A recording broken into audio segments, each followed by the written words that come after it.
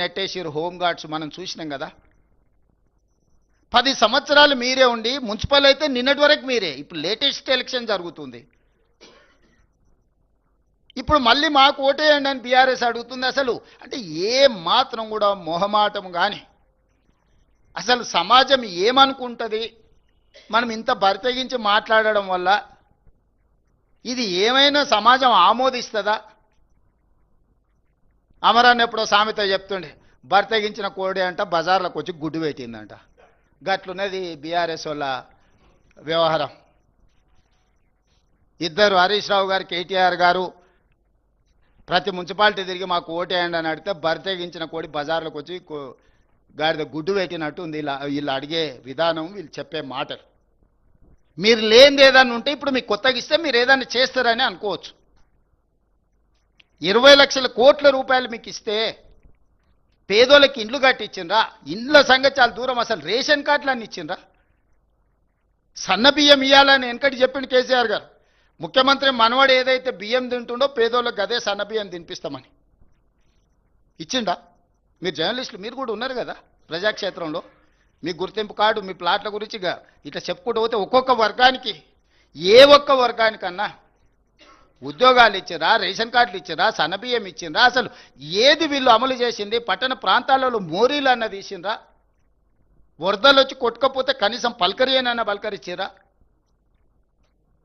ఏమీ చేయకుండా ఇప్పుడు మళ్ళొచ్చి మాకు ఓటేయండి, మేము ఇరగదీస్తాం పగలదీస్తామని అంటున్నారు. జెర్సేపటికి ఏంటన్నా ఒకరో ఇద్దరో గెలిచారు అనుకో.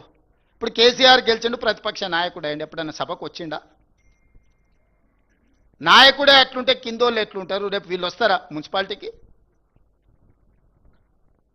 ఆవు చేనులో మేస్తే దూడేమన్నా గట్టు మీద మేస్తే అది కూడా గంటకే పోయి మేస్తుంది. 25 నెలలో 26 నెలలు అయింది. జీతభత్యాలు తీసుకుంటుండు, ప్రతిపక్ష హోదా తీసుకున్నాడు, క్యాబినెట్ ర్యాంక్ పవర్ ఎంజాయ్ చేస్తున్నాడు, ప్రభుత్వం నుంచి అన్ని వసతులు పొందుతున్నాడు. ఒక్కసారి కూడా సభకు రాలే. ఒక సమస్య మీద చంద్రశేఖరరావు గారు ప్రతిపక్ష నాయకుడిగా పని చెయ్యలేదు. ఇది మీ కళ్ళ ఎదుటనే జరుగుతున్న విషయం కదా.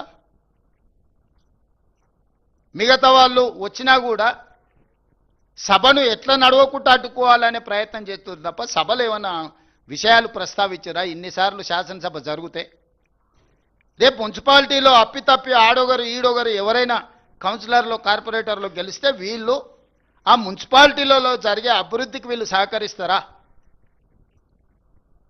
బీఆర్ఎస్కి అసలు అర్హత ఉన్నదా ఓటు అడగడానికి?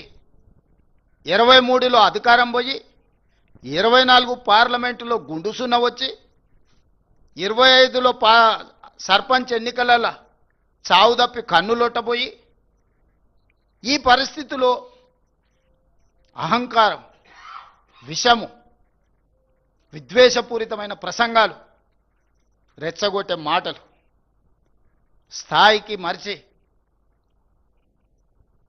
చూస్తుంటే మా ఈగల్ టీంకు చెప్పాల్సి వచ్చేటట్టుంది.